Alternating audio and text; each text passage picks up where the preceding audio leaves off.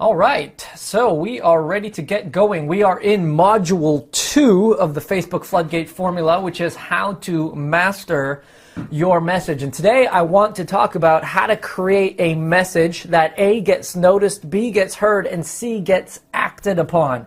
And here's really why that's important to you, because we do have a couple of issues that we need to make note of. Number one, the commodity that each and every one of us are all competing for today. And this has changed from before, but the commodity that we're all competing for in this day and age is the commodity of attention. Attention is a real big deal here because it's like everyone, including myself and probably yourself, are a little bit ADD, and I don't mean that in a bad way, but we just got a lot going on. So it used to be that when you are able to go onto the internet or you're able to require the attention of your client or your consumer, you could almost assume that you would get their attention. So if you put a video in front of them, then they would watch the video. If you were to put a sales letter or some sort of content or an ebook or a report or anything like that, you would almost assume that they would consume that content, no problem. But the reality is that in today's day and age, that we don't do that, and people can't see that. And people are distracted all the time. Like, I don't know about you, but I know for me, for the most part, every single day when I'm working away on my Google, I have information overload and I'm distracted. I mean, I don't know how many of you can relate to the picture on the screen.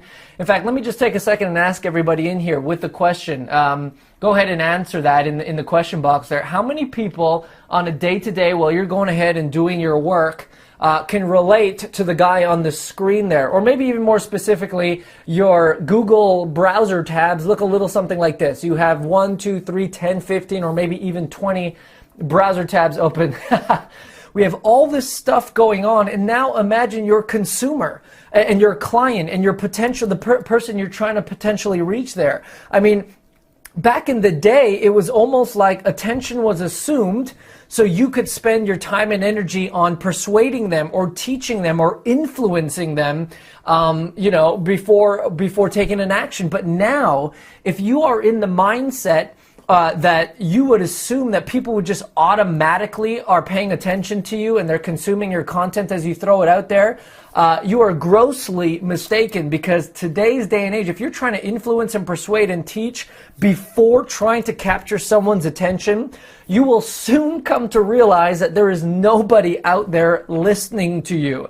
Now, you combine that with the fact that people are distracted, right? So people are distracted, people have all sorts of things going on, and you combine that with the fact that there is more and more noise in the marketplace right now. So as a result of these two things, it is harder and harder to stand out. I mean, the marketing messages that people are getting and they're being bombarded with on a regular basis are incredible. In fact, I just recently read a stat earlier today that says we have gone from being exposed to about 500 ads a day back in the 1970s to as many as 5,000 a day today. I mean, that's a pretty incredible stat, that as we're going through our social media channels, as we have email, as we're logging onto Gmail, as we're going through our days and watching TV and driving down the street, I mean, we are exposed to over 5,000 different advertisements. So it is an extremely noisy world out there. And the reality is that our message is not getting noticed. It is not getting heard. And obviously then it's not getting acted upon. So it is then vitally important here that after you understand the market, which is what we talked about last week, and if you missed that, I highly encourage you to watch Module 1 on market. But it is vitally important that after you understand your market, the message that you broadcast to that marketplace will either put you into a category of one and allow you to stand out, or it'll just blend in with all the noise that is already out there. And here are some of the issues or the risks that are at play if you don't understand what we're going to talk about today. Risk number one is that you are just noise. It is just white noise. I mean, I don't know about you, but have you ever kind of like driven your car somewhere, and you know, your window is down and the radio is on, but the window's open, and it's kind of like just background noise. You can't really hear what that song is on the radio, but you know that it's kind of playing in the background. In reality, that's what most of our messaging is like right now. If we don't fully understand what we're going to talk about today, your message is just like white noise that is going out to the marketplace. Also, the second risk you face if you don't understand this is, number two, you won't get heard, right? Now think about that. If what we're throwing out there is just white noise to the marketplace, if it's just blending in with all the other noise, obviously then your message and your what you're trying to reach out to your people with is simply not going to get heard. People are going to continue to ignore what you're trying to say, and the reality is it's not even at their own fault per se. It's just that we all have limited bandwidth. We all have a limitation of how much we can listen to on any given day, or how much we can read, or how much we can respond to. And so if we're not understanding the importance of a powerful message that gets heard and noticed and then taken action upon, our stuff is just not going to be heard, which takes us to number three, and probably the worst part about it is then we get no momentum. Right? In our business, we never build any momentum because, listen, you can have an amazing business, and I'm sure everybody on this training call today has an amazing business, and you can have a great service with the ability to help tons and tons of people.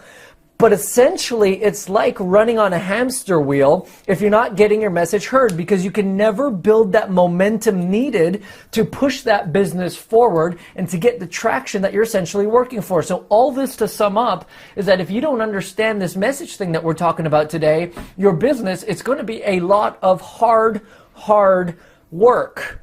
Just like this little ant who's trying to push the ball. It's going to be a lot of hard work. Now, on the flip side, if you do manage to understand this, and if you do manage to really pick up what it is that we're talking about today, in contrary, you have a couple things that will go for you. Number one, it'll be like you will be music to your customers' ears. You know when you're just kind of in the car, just like I was explaining, but your jam comes on, like your song comes on, and it just like catches your attention, and so what do? You turn it up and you start singing along.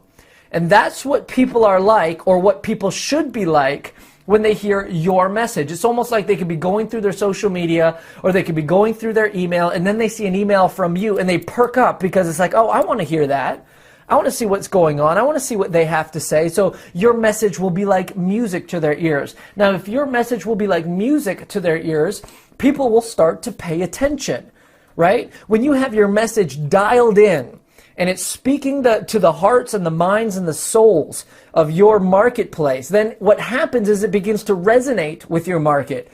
And when they begin to resonate, what they'll do is they'll start to drop what it is that they're doing and start to pay attention every time you share your message. And that's really what we're looking for here. And then the third and the most popular, or the best benefit from all this, is if that A, people are going to, you'll be music in people's ears, B, people start to pay attention, then C, obviously you'll start to gain traction, right? Because when people start listening, you gain traction in your marketplace, your message gets heard, people start to take the actions that you want them to take, and all of this really results in what I would say easy growth. So rather than trying to struggle all the time in your business, and rather than always trying to struggle to get your message out there and get people to hear, instead what will happen is that you'll just, people will be listening, people will be chiming in, people will hear your messages, and then they'll take the actions that you want to hear.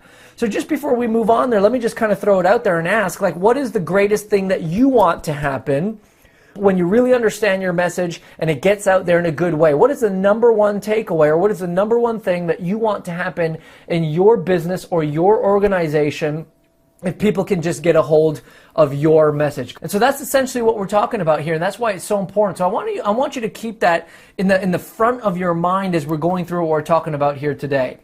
So just as an example here, this is my buddy. He's a client of mine. His name is Chris. I told you about him before. Now, he owns his own gym. It's a small kind of these boutique like performance gyms that you see happening all around now. And he does really well having his gym business. But there was an itch inside of him to want to reach out to other gym owners.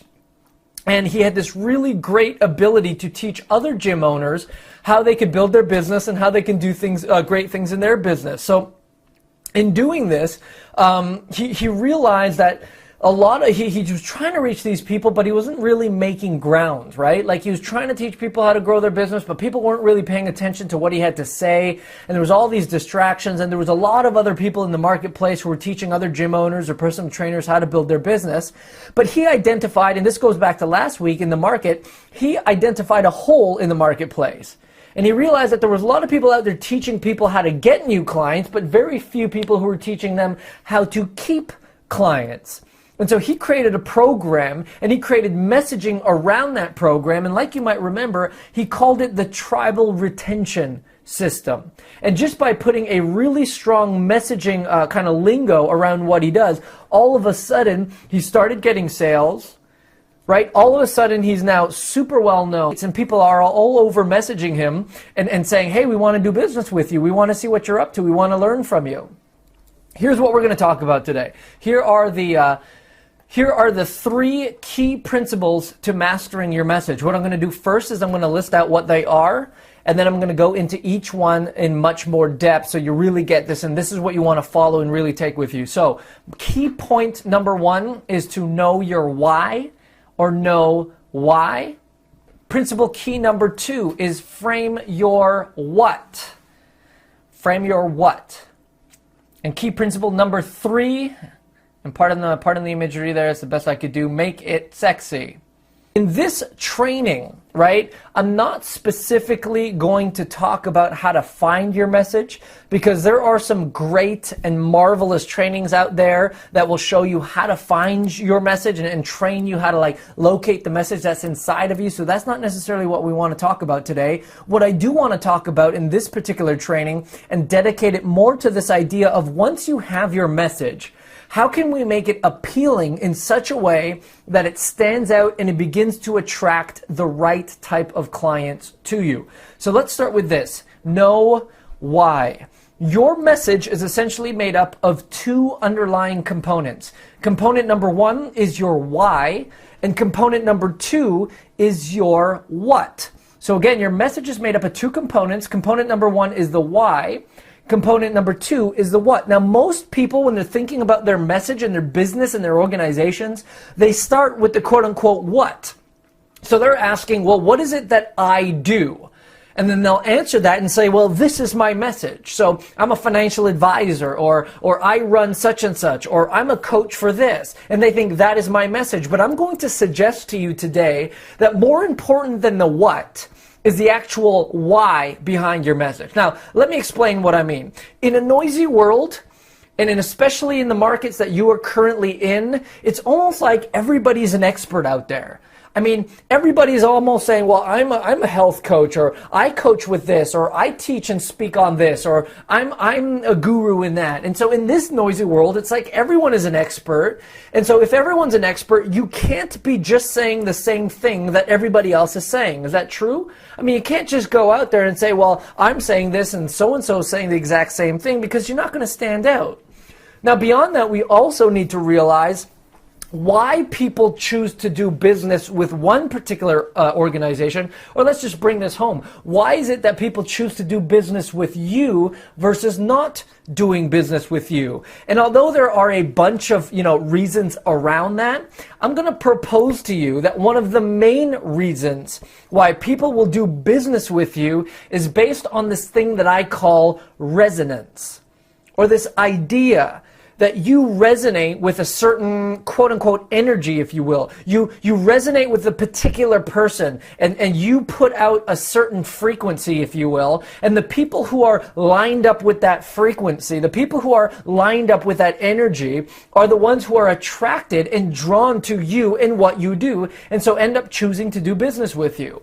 I mean, think about it. There are many, many, many people out there who teach the same thing that you are interested in, yes? And yet, why do you specifically feel like working with some of them over others? I mean, have you ever thought about why that is? There's a lot of people out there who teach the same stuff. And yet, we as human beings choose to work with one person over the other person. Why is that? Or let me ask it another way. I mean, have you ever been in a situation where you're either reading a book or you're in a meeting or you're at a conference or something like that, and the content is amazing? I mean, the information is just fantastic and it's totally applicable and it makes total sense. And then the other person then makes an offer to you to work with them even further, and it's exactly what you want and it's exactly what you need, and yet you respond with something like, well, it just doesn't feel right. And that's what I'm calling resonance. And here's why. Here's my explanation of why that's happening. Because people in today's day and age, more than ever in fact, are being led by their feelings. In fact, that was always the case. I mean, we just didn't even know about it, but that was always the case. From the dawn of man, people were always led by their feelings, and now we just have the science to prove it. And so the old saying goes that we always transact, or we always purchase, or we always take an action based on feeling or emotion, and then we later justify that action or that transaction or that purchase based on logic. But the actual mover or the actual shaker that causes us to take action is feeling or emotion. And there, in fact, science has shown us now that there are even specific parts of the brain that respond to different stimuli. And we may talk about that in just a second, but this is the feeling that we're talking about. Our brain is connected, and there's a part of it that responds to feeling or to resonance and to what I would call our why. In other words, people don't buy what you do, they buy why you do it.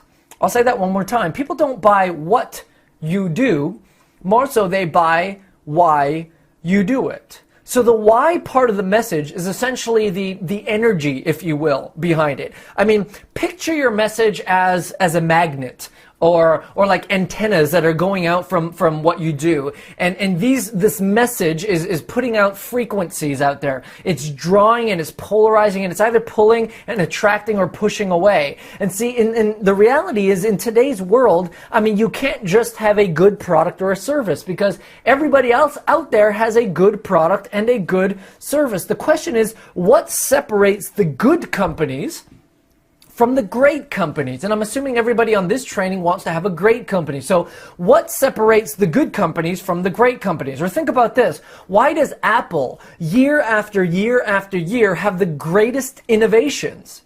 I mean, if you think about it, I mean, after all, they have access to the same pool of talent, right? The same amount of people on the planet. They have the same agencies that they can reach out to, the same consultants, the same media. Yet why is it that they seem to be so far ahead of everybody else in their industry? Or let me ask it this way. Why did Martin Luther King Jr. lead the civil rights movement? I mean, surely he wasn't the only guy who suffered in a pre-civil rights era, and he certainly wasn't the only great orator of the day, so why him? Or even maybe like more of a modern situation, why do companies like Uber or Airbnb not only dominate their markets, but they've literally upset and overthrown the entire industry that has been in there for places for ages? I mean, the taxis are being wiped out by Uber, and hotels, at least mid-level and low-level hotels, are being wiped out by Airbnb. So think about that. Why is that happening? See, all of the great organizations in the world, and this is my opinion, but in my opinion, all of the great organizations in the world, they all think, they all act, and they all communicate in the exact same way. And it's usually the opposite of everybody else. Now, Simon Sinek calls it the golden circles, and this is what it looks like. In the middle is a why, the next layer out from that is the how, and the layer out from that is the what. Now, if you're looking at it from this perspective, it's like every organization out there knows what they do, the outer circle, right? You can talk to a car dealership and they say, well, we sell cars. Or you can talk to someone else and they say, well, I'm a financial planner, or I'm a self-love coach, or I help people do X, Y, Z. Like, everybody knows what they do. Now, some people know in the middle circle how they do it, right? And we would call this your unique selling proposition, if you will, or your differentiation. And so someone might say, well, we focus on innovative design. Or they say, or someone else can say, well, I have a proven 5-step formula to do X, Y, Z, and et cetera, et cetera. But very few people actually know why they do it, the center circle. I mean, think about it. Why does your business exist? And why should I and why should we and why should the marketplace care? You see, most people start from the outside in. But the companies that make the biggest difference, the companies with a loyal following, the companies that get heard, and the companies who make the greatest waves in their industry are the companies who start from the inside out. Let me give you an example of this. And let's just use Apple as an example, Apple the company, because, I mean, everyone kind of understands them and gets them, and hopefully this will make sense to you. If they were like everybody else, a marketing message might sound like this from them. Their what would be, well, we make great computers.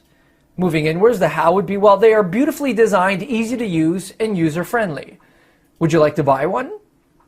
I mean, that's how they could be if they operated from the outside in. And that's how most people communicate, right? They start with what they do. I'm a financial planner. Or and then they say, well, and then I have great customer service, or we have fast processing times, or we teach this, this, and this. Or someone might say, well, here's a new car, right? That's the what. We have great gas mileages, and and our car has leather seats. That's the how. Would you like to buy our new car? But that's not how Apple communicates, is it?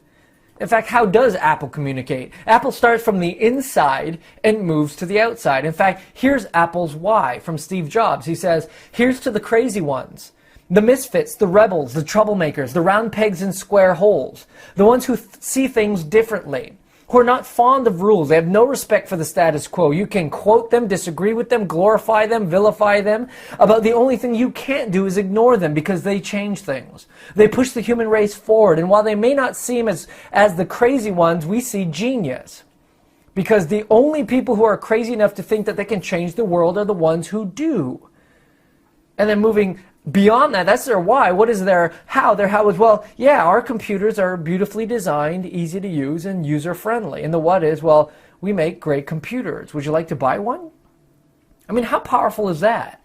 Right? How powerful is your why? Do you see that? In fact, go ahead in the question and answer box there and just let me know if you're getting this, if you're seeing how powerful the why statement is, and why starting from the inside out is much more powerful than starting from the outside in.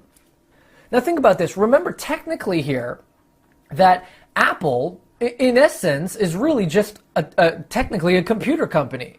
But why do they do so well? It's because they speak lifestyle, and their products are just an extension of their core belief. That's their why.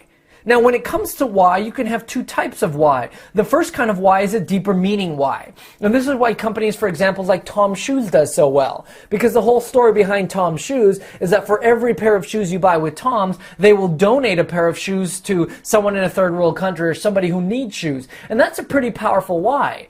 And Tom Shoes has built an incredible, huge, mega brand because they've realized that they want to help change the world with shoes. So every shoe you buy, they'll donate a pair of shoes. And that's a pretty good why. And it's done some great things for their business. But what's even more powerful than that type of why, and it's what someone had mentioned in the question and answer box there, what's even more powerful is the why that drives your actual customer. Right? Now think about this. Why do people drive a Ferrari? I mean, think about that. Is it because they just want 4 wheels and some air conditioning to take them to work? Is it because they don't like taking the bus and they just figure, well, a Ferrari would be a nice way to get to work? Absolutely not. I mean, people don't buy Ferraris because they want a car. People buy Ferraris because they want status. They want self-expression. Everyone who drives a Ferrari is not doing it for the car. They're doing it for how it makes them feel. They're doing it for the position that they feel like it excels them into their peer group. It's a self-confidence thing. I mean, when you talk to people who actually own Ferraris, they say Ferraris aren't actually even great cars. Performance-wise, there's a lot better cars out there. But people don't buy Ferraris for the sake of having a car. Or think about it this way. Why do people pitch tents and wait overnight outside of an Apple store on the release of a new iPhone, right? I mean, if they just waited for 2 more weeks, they could walk into a store at any mall at any time and they would not have to wait and they could pick up their phone. But instead, what do? They pitch tents and they sleep outside overnight just so they can have first dibs at the iPhone. Why do they do that? It's a status thing. Those people want to be first. And now, once you start tapping into this their why, things can start to change. You see, what's even more powerful than why you do what you do is tapping into the why of your clients. And this comes back to the market match that we talked about last week. It's what drives them, right? What are their fears? What are their frustrations? What are their wants? What are their desires? What drives them? What is your customers or your clients' why? Because when you can communicate with that part of them, with the why part of them, with your message, people will begin to flock to you. So even put a little bit better, I might say it this way. People don't buy what you have, they buy why they want it. I'll say that one more time. People don't buy what you have, instead they buy why they want it. Now I'm sure most of the people on this training are familiar with Uber. Right? Uber, the ride-share company. Now, I don't know if you've seen their website recently, but I just went for the sake of this training, and I pulled a couple of images, and I just want you to see this. This is coming from a ride-sharing company's website, right? The first image says, moving people. Tap a button, get picked up in minutes. Not too bad. And look at the type of imagery that they're using there, right? Another image is this. It says, getting more. Time, value, and convenience. You can have it all. And look at the type of imagery again, right? Well, look at those words, time, value, and convenience. You can have it all. What's the next one? It says treating yourself. Step it up when you're stepping out for a big night. And look at the imagery, right? Another picture from their website is sharing experiences. Have more fun with the people who matter most. That's interesting. Another one, own the moment. And you have a guy buttoning his well-tailored suit. Welcome to anything is possible. And the last one on their homepage is called creating escapes. Your shortcut to everywhere is arriving now. Then let me just be very clear about this. This is not a fashion brand. This is not a lifestyle company. Uber is a car company that's essentially selling ride shares. But when you get down to the core of this, Uber is not selling rides, are they? Uber is selling time. Uber is selling lifestyle. They are positioning themselves in such a way that it's like you need to ride Uber if you want the life that you all want to live. You see, and I don't know, I mean, I haven't ridden Uber in a while, and it's like I just want to kind of like order Uber now. I want to go out tonight like with my wife on a date, and rather than driving, why don't we just like order an Uber? See? So people don't remember what you say. Remember people, remember how they feel when you said it. I'll say that one more time because that's worth saying. People don't remember what you say. They remember how they feel when you said it. So that's tapping into the why of your message. Now remember, key principle number 2 is once you know why, next you need to frame your what. Now the what is what you actually do. This is the what part of your message. But here's the truth again, right? The what in and of itself is not enough. And the reason for that is because the what is abundant out there, right? Everybody has options, everybody has whats, and everyone's saying what is probably very similar to yours. And so because everyone has options, we need to, and I like to frame it this way, right? We need to take our ideas and turn them into IP. What is IP? Intellectual property, where we take our ideas and we turn them into frameworks, and we turn them into proprietary systems, and we turn them into things that are mass appeal, right? Because ideas in and of themselves are a dime a dozen. They're one-dimensional. Nobody really takes any great action around an idea. But if you could frame it into an IP, all of a sudden IP takes 3 dimensions. It takes life. It takes the ability to take an idea and put some blood and flesh to it. So here's a couple of examples that I just want to show you, right? Idea versus IP. Idea, someone said, well, yeah, do the hard things first. If you want to accomplish more in your day, well, you do the hard things first. That's a great idea. It hasn't inspired too many amazing people to do great things. And so Brian Tracy came around and he took that idea and he turned it into IP, and he wrote a book called Eat That Frog, right? The 21 Great Ways to Stop Procrastinating and Get More Done in Less Time. Right? There was an idea out there that if you want to get ripped and healthy and have a great body and lose weight and build muscle all at the same time, then the way to do that is with this idea called muscle confusion. Now that in and of itself sounds confusing, right? Muscle confusion. That was a big popular thing a few years ago. Everyone's talking about muscle confusion. Then Horton came around And he created a formula or IP around that, and he created P90X. Now, P90X is a great example of IP where you take an idea, muscle confusion, and you turn it into a program that works. You know, someone out there believed that, what if there was just an all-in-one smart device that could kind of change the world and allow us to do everything we need to do on one little device? Listen to music, talk on the phone, surf the internet. Apple comes around and creates the iPhone. So then how do we take our ideas and we turn them, and how do we take them and turn them into frameworks? So they turn into IP and they stand out to people so that they, quote unquote, stick. So right now I want to show you 3 steps to creating a framework that works. Taking your ideas to create a framework that works.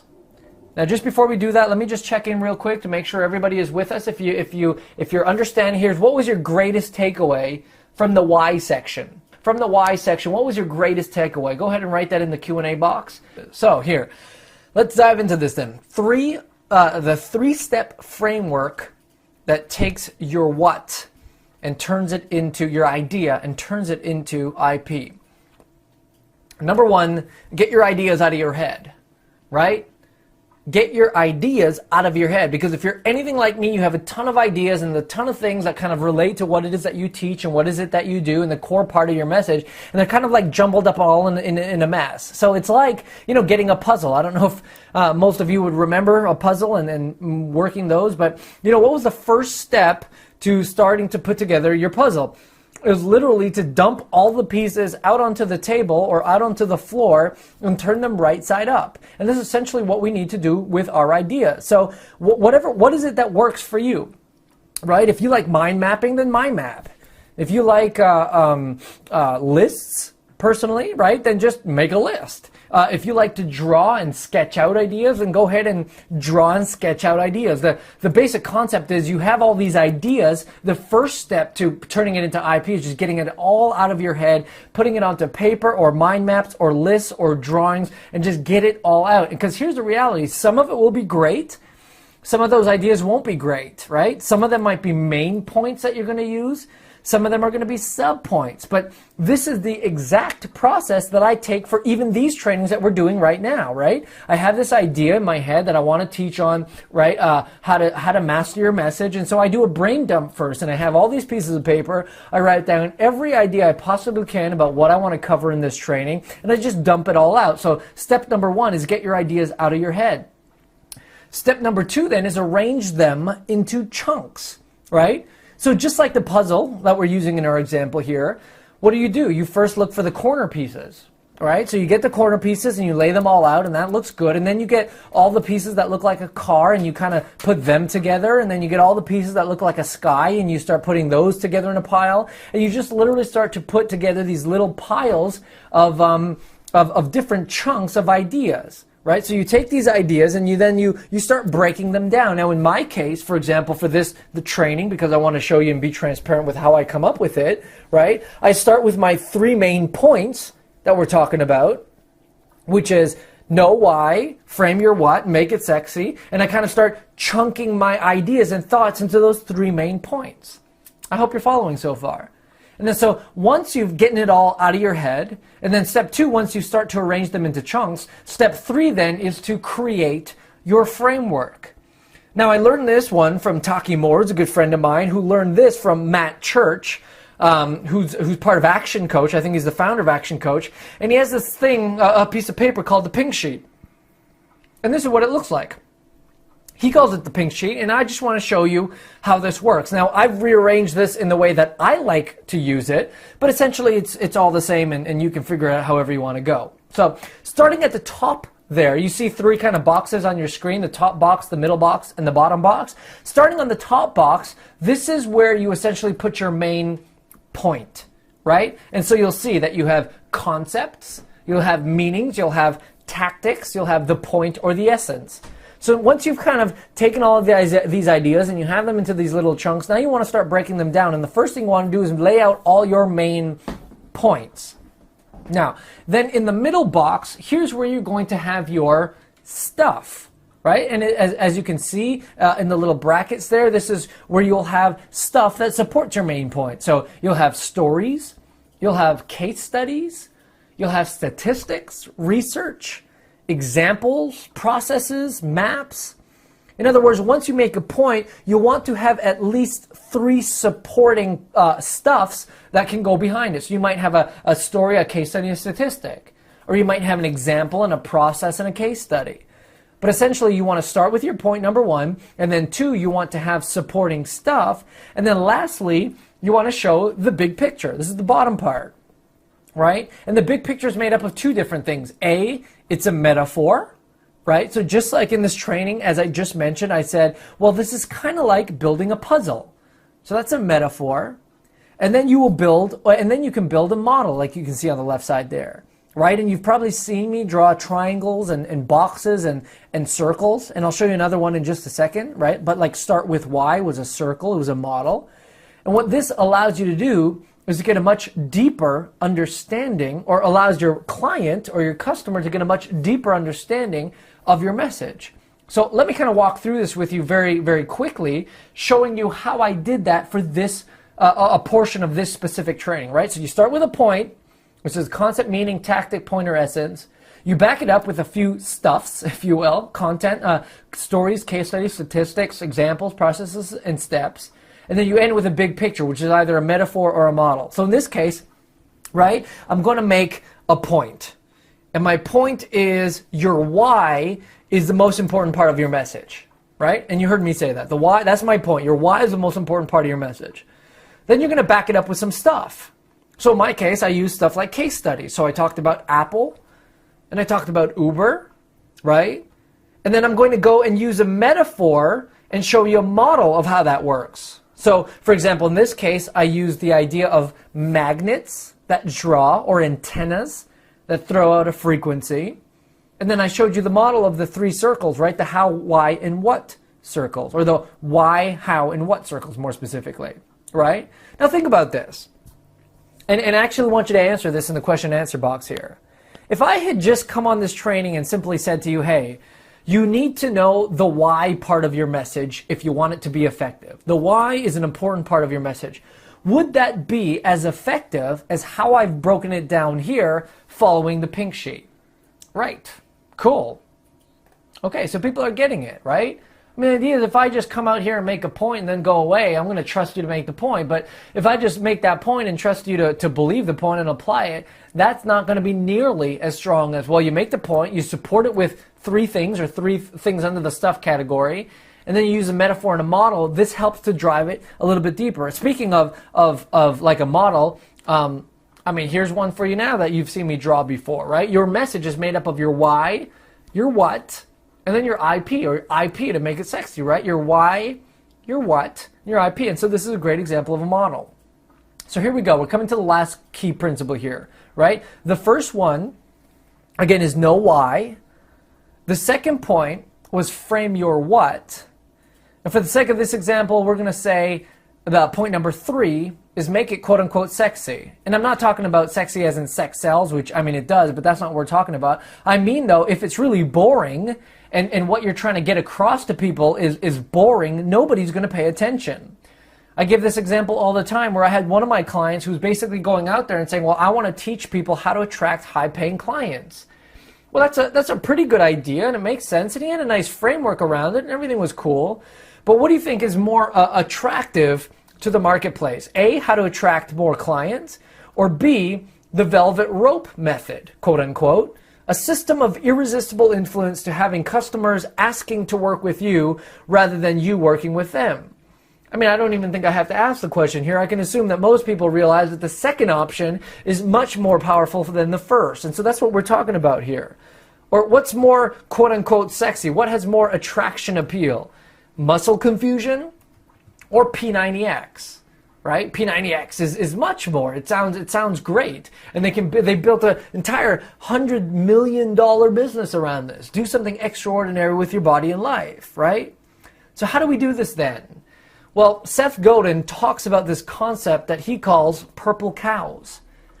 And the concept was he was driving through France with his family, and his kids were in the back seat, and his wife was doing his thing, and he was driving, and he says he just saw pastures of cows, black and white cows all the time. And he thought, well, what would and nobody takes pictures of cows. Nobody really cares about cows. Nobody stops to warrant or say anything about the cows. I mean, that's just how it is. But he said, well, what if they were driving through the pastures and they all of a sudden saw a purple cow? He said, well, what they would do was they'd pull over and they'd take out their camera and they'd try to go up and pet it and they'd Instagram it and Facebook it and talk all about it and tell their friends and call their friends and say, hey, guess what? I'm looking at a purple cow. Right? In other words, they would remark about it, or it would be remarkable. And Seth Godin says that we have to have our things remarkable. Now, remarkable in ancient or Old English means worth remarking about. Here's an example. When Tony Robbins first started, he actually openly admitted that his content wasn't all that great, and it wasn't all that, his own. In fact, he admitted that much of it was borrowed from people like Zig Ziglar and Jim Rohn and all these other personal development gurus. There's really nothing, over the top about it, nothing really great about it. But what he did do was this. At the end of every one of his main seminars, he took people out to the parking lot of the convention centers. And he had his team lay out a whole bunch of hot burning coals. And he laid it out in the parking lot 50 feet long.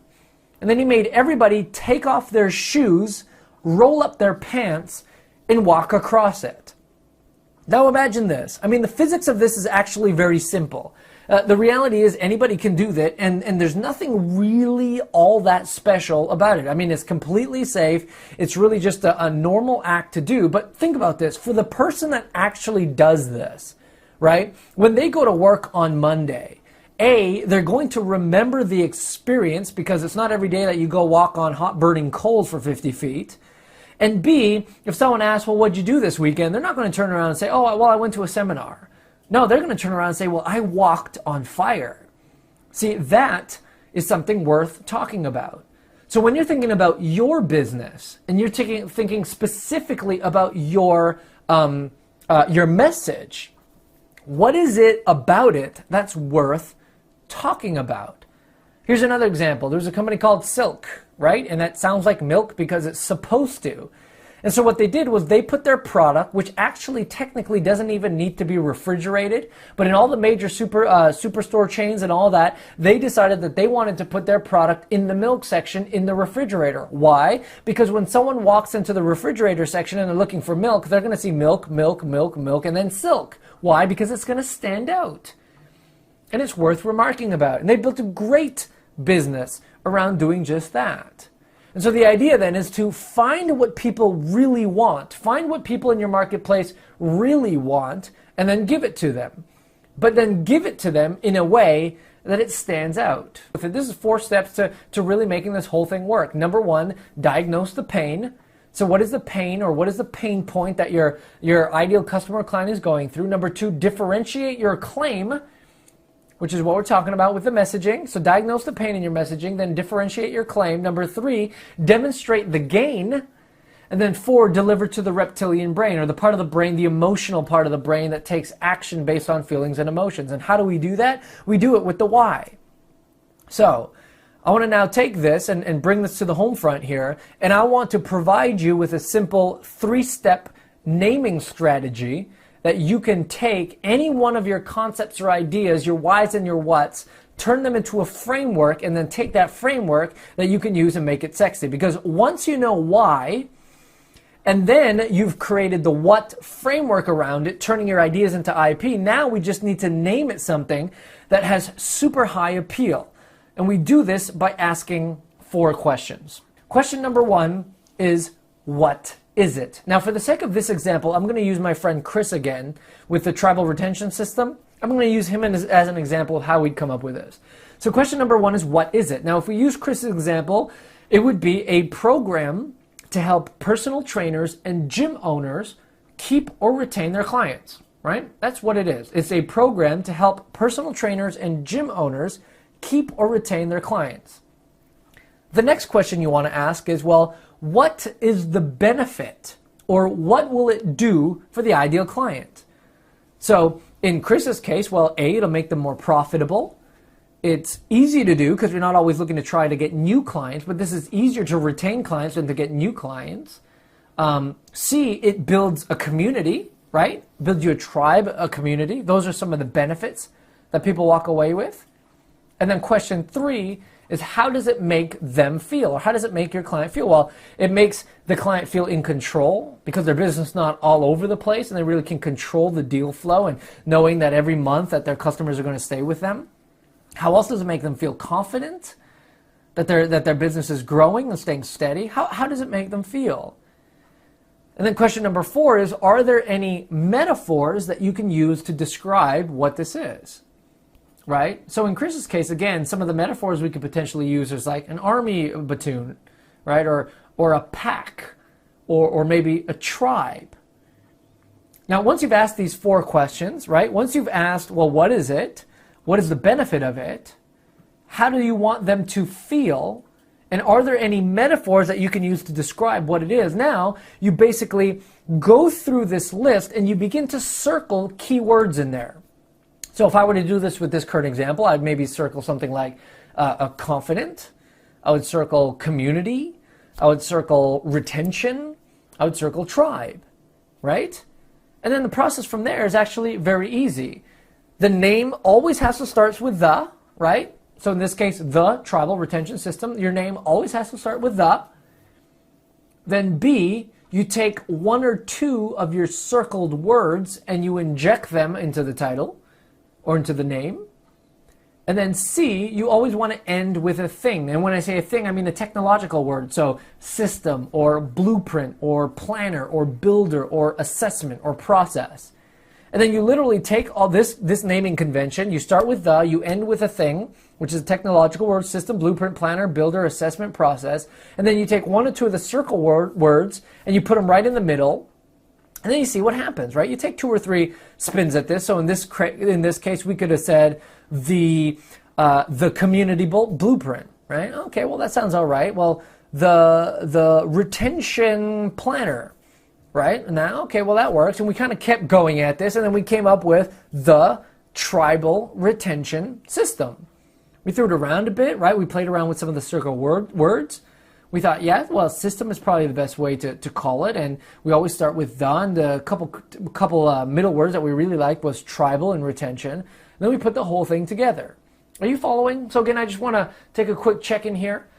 Phyllis says, why do we have to start with the? That's a great question. The reason is because then it kind of puts life to it, right? If we just kind of, Patricia says, totally awesome. If it's just kind of like retention system, or tribal retention system, it almost is not solid enough. The definite article, the, makes it as though it's a tangible kind of like something that we can really take away from it. And so people will begin, when they see the something, they begin to realize, oh, that's real, that's tangible, there's something I can manifest with that. Right? So good. I'm glad everybody's following here. So again, just a brief overview here. A, what is it? 2, what is the benefit of it, and what does it do for them?